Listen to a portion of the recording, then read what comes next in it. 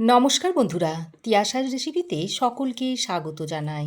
আজকে আমি নিয়ে চলে এসেছি এই সিজনের সবচেয়ে সেরা কচি সজনে ডাঁটার একটা দুর্দান্ত রেসিপি, যেটা গরম ভাতের সঙ্গে খেতে অসাধারণ লাগে। বানানো তো খুবই সহজ, ঘরে থাকা কয়েকটা উপকরণ দিয়ে রেসিপিটা খুব সহজেই তৈরি করে নেওয়া যায়।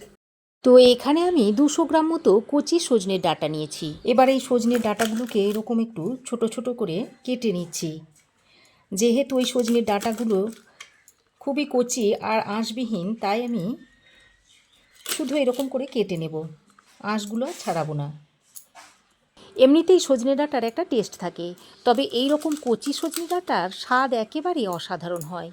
আর এই কচি সজনে ডাঁটাটা মাত্র 2-1 সপ্তাহ পাওয়া যায়, তাই এই কচি সজনে ডাঁটাটা শেষ হবার আগেই একবার এইভাবে রেসিপিটা তৈরি করে খেয়ে দেখুন। তো সজনের ডাঁটাগুলোকে আমি এরকম ছোট ছোট করে কেটে নিয়েছি। এবার আমি এই সজনের ডাঁটাগুলোকে ভালো করে জল দিয়ে ধুয়ে নিচ্ছি। এবার এই ডাঁটাগুলোকে ভালো করে ধুয়ে একটা পাত্রের মধ্যে তুলে নিচ্ছি। সজনের ডাঁটাগুলো কেটে নেওয়ার পর এখানে আমি 4টে ছোট সাইজের আলু নিয়েছি। এবার এই আলুগুলোকে একটু কেটে নিচ্ছি। আলুগুলোকে আমি এরকম একটু লম্বা লম্বা আর পাতলা করে কেটে নেব।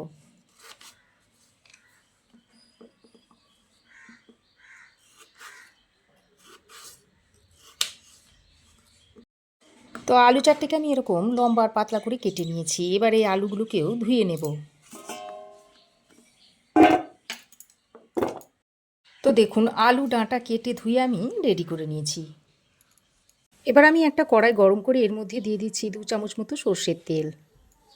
তারপর তেলটা ভালোভাবে গরম হয়ে এলে এর মধ্যে কেটে ধুয়ে রাখা আলুগুলোকে দিয়ে দিচ্ছি।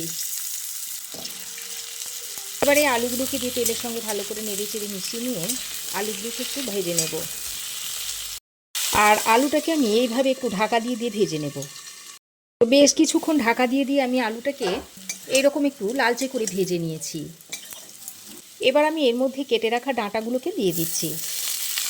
ডাঁটাগুলো দেওয়ার পর এর মধ্যে পরিমাণ মতো নুন দিয়ে দিচ্ছি আর একটু হলুদের গুঁড়ো দিয়ে দিচ্ছি।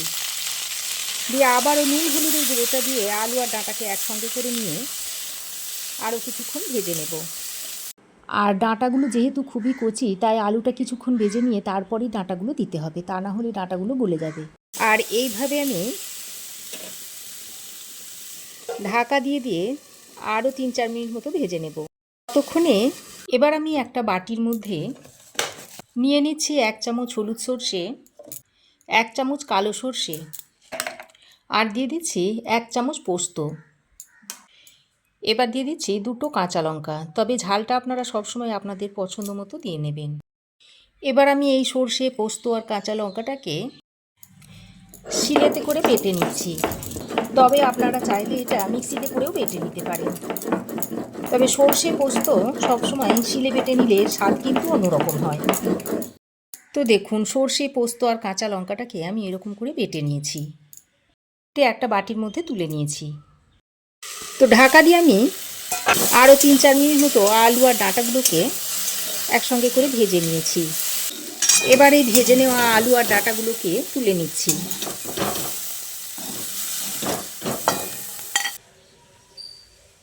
ডাঁটা আর আলুটা ভেজে তুলে নেওয়ার পর ওই কড়াইয়ের মধ্যে আরও 4 চামচে 2 চামচ মতো সর্ষের তেল দিয়ে দিলাম।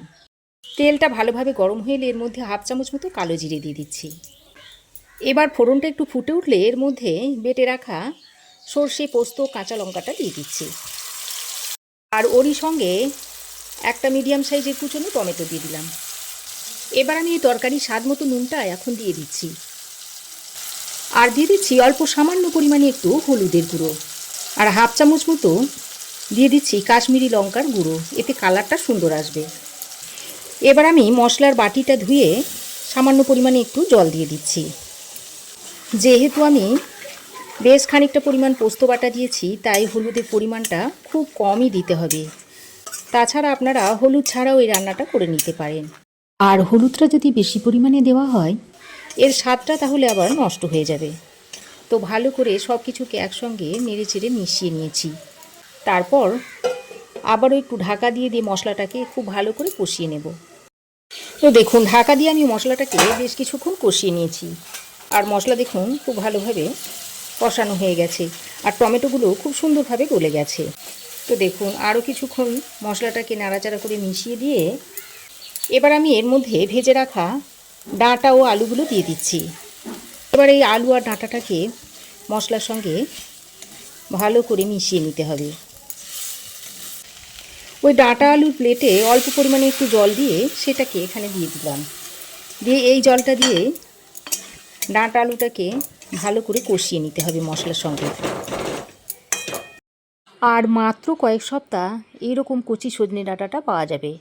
তাই বন্ধুরা আর দেরি না করে এইভাবে একবার অন্তত রেসিপিটা তৈরি করে খেয়ে দেখতে পারেন।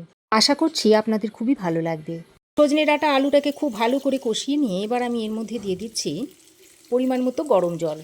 এখানে আমি ঈষৎ উষ্ণ গরম জলটা দিয়ে দিয়েছি। তারপর জলটা দিয়ে সব কিছুকে একসঙ্গে ভালো করে নেড়েচেড়ে মিশিয়ে নিচ্ছি।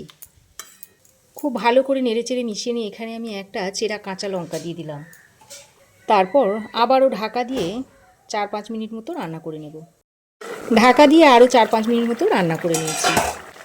আর আলু দেখুন খুব ভালোভাবে সেদ্ধ হয়ে গেছে। এবার আমি আরও একটা ছোটো সাইজের টমেটোকে এভাবে লম্বা লম্বা ফালি করে এর উপর দিয়ে দিয়ে দিলাম।